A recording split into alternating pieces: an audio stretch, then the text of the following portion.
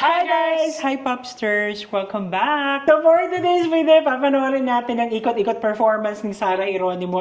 I think this is the latest sa isang event for Sun Life. And without any further ado, Without any further kuda, let's watch this! si Junaid pala na Eli. Ito na naman tayo.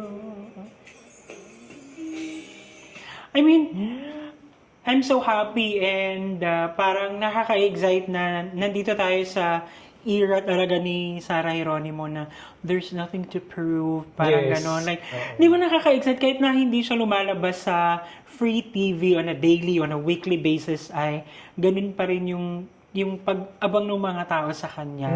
Diba? Kumbaga kasi yung putahe niya, lutong-luto na. Perfected na. Ganyan. So, we're only savoring the moments na lang. Ganyan. So timeless. Ah! Wow, yung Yung facial emotions. the storytelling, kahit nang ikot-ikot lang yun, pero wow. Wow, perfect. Grabe, yung parang living the moment. Nice. Wow. Wow! I love it.